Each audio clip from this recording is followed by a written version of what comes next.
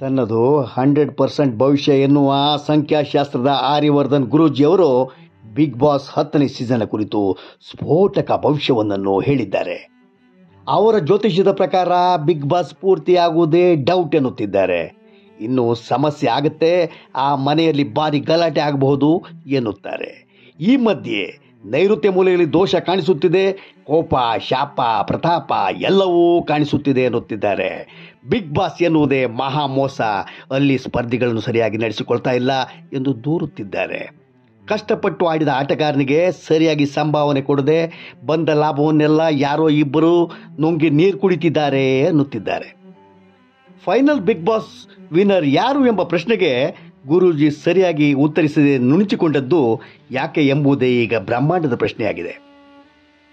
ವೀಕ್ಷಕರೇ, ಈ ಆರ್ಯವರ್ಧನ್ ಗುರೂಜಿ ಕೂಡ ಈ ಹಿಂದೆ ಬಿಗ್ ಬಾಸ್ ಸ್ಪರ್ಧೆಯಲ್ಲಿ ಭಾಗವಹಿಸಿದ್ದವರೇ. ಆಗ ಬಿಗ್ ಬಾಸ್ ವೇದಿಕೆಯಲ್ಲಿ ಭಾರಿ ಹೊಗಳುತ್ತಿದ್ದವರು, ಕಿಚ್ಚ ಸುದೀಪ್ ಕಾಲಿಗೆ ಬಿದ್ದವರು.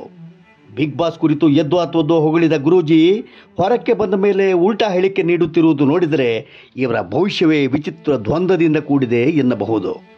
ಒಂದು ಹಂತದಲ್ಲಿ ಕಿಚ್ಚ ಸುದೀಪ್ ರವರ ಕುರಿತು ಹಗುರವಾಗಿ ಮಾತನಾಡಲು ಹೋಗಿ ಸುದೀಪ್ ರವರ ಅಸಂಖ್ಯಾತ ಅಭಿಮಾನಿಗಳ ಕೆಂಗಣ್ಣಿಗೆ ಗುರಿಯಾಗಿ ಪ್ರತಿಭಟನೆ ಕೂಡ ಎದುರಿಸಬೇಕಾಗಿ ಬಂದದ್ದು ಅಷ್ಟೇ ಸತ್ಯ. ಸರಿಯಾಗಿ ಇವರ ಭವಿಷ್ಯದ ಪರಿಜ್ಞಾನವಿಲ್ಲದ ಆರ್ಯವರ್ಧನ್ ಗುರೂಜಿ ಬಿಗ್ ಬಾಸ್ ಭವಿಷ್ಯವನ್ನು ಹೇಗೆ ಹೇಳುತ್ತಾರೆ? ತರದ ಸ್ವಾರಸ್ಯಕರ ಸುದ್ದಿಗಾಗಿ ಅನ್ಫಿಲ್ಟರ್ಡ್ ಯೂಟ್ಯೂಬ್ ಚಾನಲ್ ಸಬ್ಸ್ಕ್ರೈಬ್ ಮಾಡಿ.